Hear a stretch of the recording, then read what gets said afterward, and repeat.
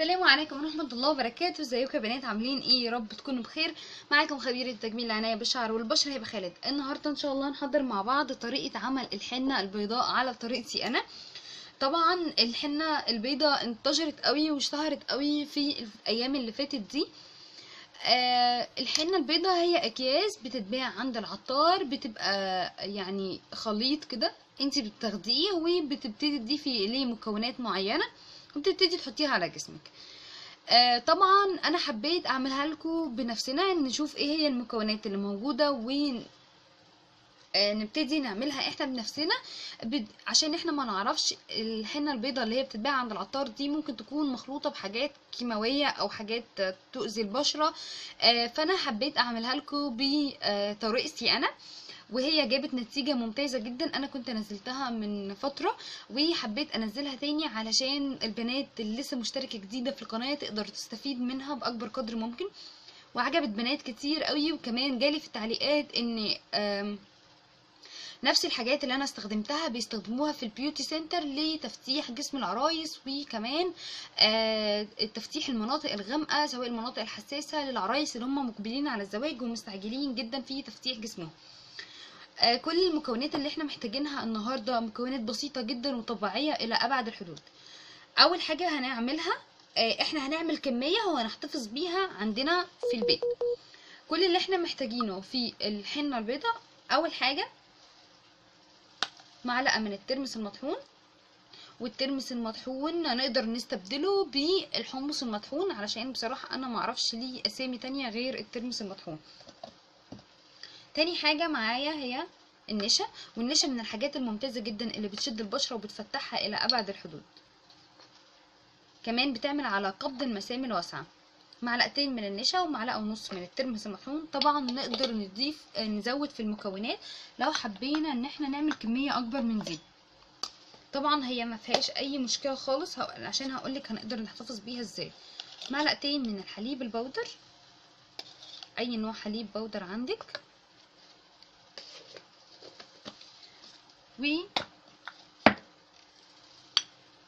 ونص معلقة من الكركم. الكركم من الحاجات برضو الممتازة جدا اللي بيعمل على تفتيح البشرة، وكمان بيزيل كل الخلايا والجلد الميت. مش بس كده، بيقلل جدا جدا من نمو الشعر الجسم. اخر حاجة معايا وهي هنحطها يعني كتقشير، حبيبات كده هنحطها كتقشير لجسمنا. هي نص معلقة من حبة البركة او الحبة السوداء، ولو عندنا رز مطحون نقدر نضيفه برضو هيبقى ممتاز جدا جدا. وهنقلبها كويس جدا مع بعض.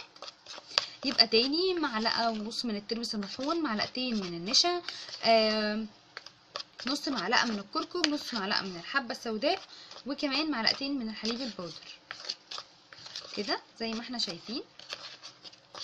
هنقلبهم كويس جدا مع بعض، وهنبتدي اخر مكون معايا بس وهو مهم برضو جدا، هي معلقة من بودرة الاطفال او ما يعرف يعني ببودرة جونسون او اي نوع بودرة، يعني معلقة كبيرة من بودرة الاطفال، ودي مهمة جدا بتفتح وبتدي ريحة حلوة جدا جدا جدا. وهقلب تاني كويس قوي،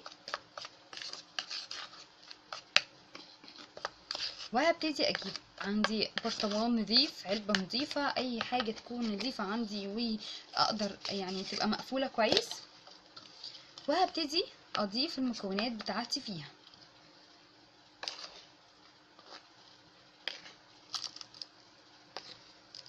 كده زي ما احنا شايفين.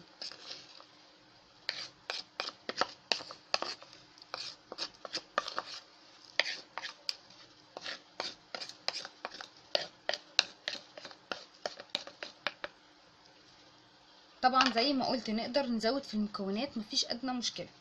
طيب انا محتاجه الطبق ده تاني ليه؟ علشان هقولك ازاي نخلطها او نخلطها بايه. عندنا كذا حاجه. اولا هاخد معلقه منها كده، تمام، وهتقولك طبعا ازاي هنستخدمها. هاخد معلقه منها وهبتدي اضيف عليها المكونات التاليه.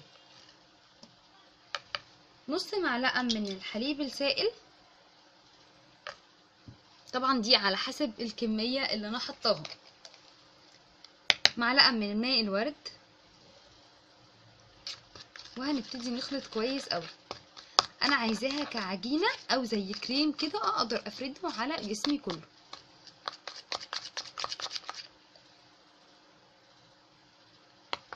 بس انا مش محتاجة تاني.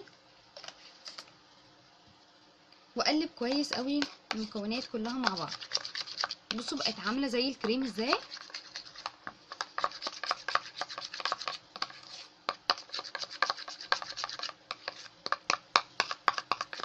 الوصفة دي ممتازة ممتازة ممتازة.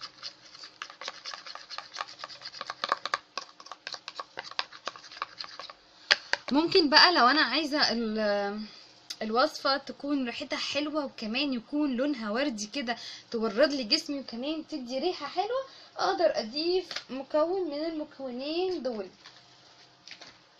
اول حاجة عندي زيت الياسمين، ريحته ممتازة.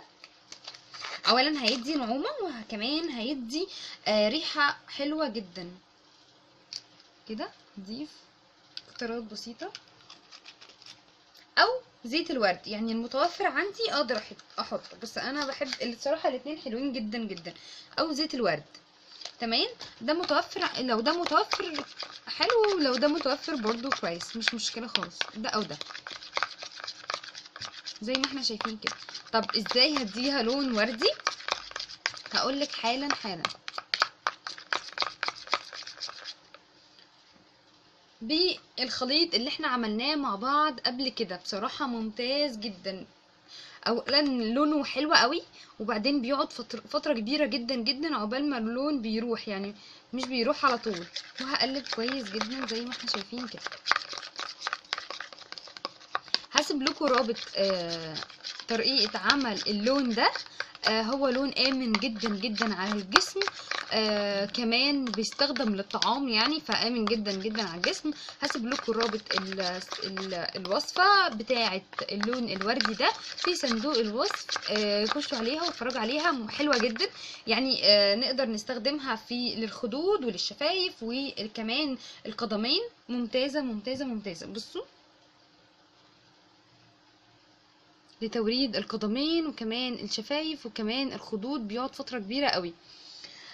ده كانت وصفتنا النهاردة. ان شاء الله ان شاء الله تكون عجبتكم. حلوة قوي قوي. طريقة استخدام او طريقة عمل الحنة البيضة دي ممتازة ممتازة ممتازة. هقولك بقى طريقة استخدامها. اولا بنغسل جسمنا كويس قوي قوي، بعد كده بننشفه كويس، بعد كده بنبتدي نضيف المكونات بتاعتنا على جسمنا كله.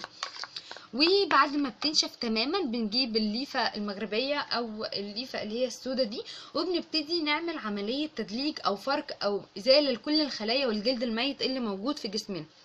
بنستخدم الوصفة دي مرتين في الاسبوع. طبعا احنا بقى عندنا مقشر او يعني الحنة عندنا اهي بقت موجودة عندنا ومتوفرة، نقدر نزود في الكميات، مفيش مشكلة خالص.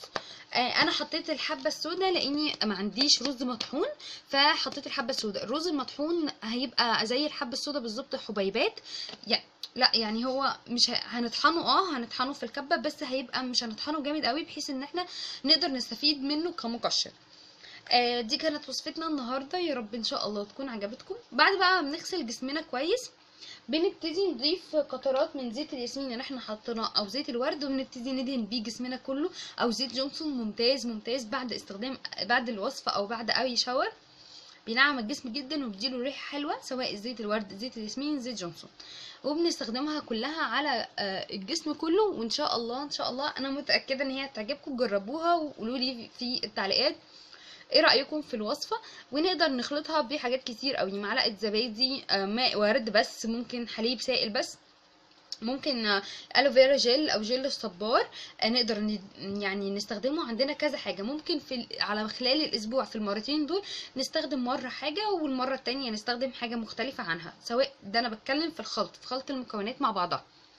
ده كان الفيديو بتاعي النهارده، ان شاء الله يا رب يكون عجبكم. لو عجبكم الفيديو ما تنسوش تعملوا لايك عشان يوصل لاكبر عدد من البنات تستفيد منه. ولو محتاجين اي حاجه اكتبولي في تعليقات، وانا ان شاء الله يعني هعمل كل اللي انتوا عايزينه. وما تنسوش الاشتراك في القناه وتفعيل الجرس عشان يوصل لكم اشعارات الفيديوهات الجديده اول باول. السلام عليكم ورحمه الله وبركاته.